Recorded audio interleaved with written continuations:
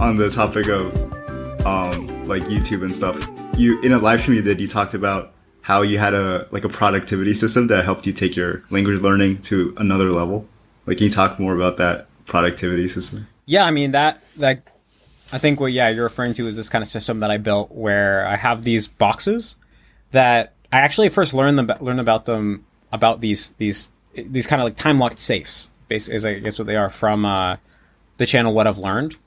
And he kind of talked, it was a video kind of on the limits of willpower that he made, and how, if you can, willpower is kind of like a limited resource. So if there's any way that you can move closer to your goal with like less willpower, then you should do that, because it's gonna, you save your willpower for the things that you can't kind of like delegate it to, basically. So basically, I have these boxes where you can put stuff inside of the box, and then you put on the cover, and then you set a timer, and the timer can be maxed like 10 days. And once you set it, then it locks, and you can't open the box anymore. And there's like literally no way to stop the timer until you crack it, unless you cracked it open with a hammer, basically. And even if you take out the batteries, it stays locked. It doesn't unlock. And when you put in new batteries, it just like the timer picks back up where it was when you took them out. And so I basically created kind of like I use software to put in limitations on how much I could use, my devices at all, and also like what apps and what programs I could use at certain times. So like the biggest thing that I use this for is like creating a consistent sleep schedule. So I put on my phone and my computer and all my devices to like lock me out at 11 o'clock. And then I on all these apps that I use to set that limit, I set an actual password, and I made the password like a long chain of like random digits and numbers.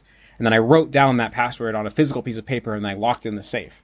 So now, literally the only way that I could bypass this is if I like get a hammer and like break open the box. And so it was just a way to kind of like force me to go to sleep on time, because I used to like always go to like, stay up too late. And it worked pretty well. And also what I found is that once I kind of set up the habit of going to bed early with this system, because once all your screens are off and all you can do is read physical books, it's like, and you've been awake all day and you're actually tired, it's pretty hard to stay up that much past your bedtime. So I found, the system helped me set up a good sleep schedule. And then once I had a good sleep schedule, then I didn't need to rely on the system as much anymore. It was kind of easy to just keep up the habit through momentum. And maybe if I feel like I'm like so I don't really like keep it up that much anymore, because I feel like I don't really need it that much anymore. But if I ever feel like I'm kind of slipping or something, then maybe I'll set it back up again. And I also use it for like, setting times that I'll use, like the websites that, I tend to waste time on and things like that. So I think this, like, the system is kind of like customized to me, because it was to solve like my problem of like staying up too late and stuff like that. But I think the kind of core ideas of like looking for ways that you can really take willpower out of the equation is a really good idea in, trying to build new habits and stuff like that. So do you feel like with this system you have more time to work on different things? And like maybe like what are those things that you're working on? It's like YouTube or language learning? I mean, there's work, and then there's like things I just like to read and study and spend time with like my family and friends and other stuff like that. I mean, I think definitely the Eisenhower matrix, that idea that there are I think I even talked about this on the last time I was on the podcast, but I won't explain the whole thing. But basically, there's a lot of tasks that like feel important in the moment, but really don't matter at all. And I think probably the biggest problem that people have with productivity, and I'm not a productivity expert, so I don't want to sit and like talk as if I'm a productivity guru, because I'm definitely not. I'm still trying to always working on it myself. But I think probably, at least for me, the biggest problem with productivity was, and still is to a certain extent, just like getting caught up in these activities that feel really important in the moment and take up a ton of time, but ultimately don't matter.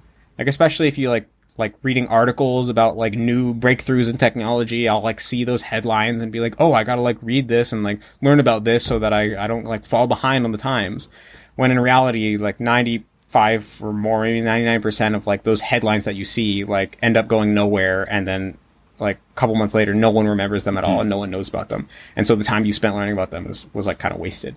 So I think, staying really focused and knowing like, okay, what are I really trying to put my energy into right now in terms of like projects and learning and practicing whatever skills you're trying to build, and like not getting pulled away by things that like feel urgent, like some guy who tells you that you're wrong on Twitter, or like headlines, or even, like things that feel even more important, like on a video, like making sure that like one little transition or whatever is perfect. Like I know I can get caught up trying to like go overboard on little details and videos and stuff too. Like not getting caught up in all of that, and like having a big picture perspective, doing what's important is probably the what's going to make the biggest difference.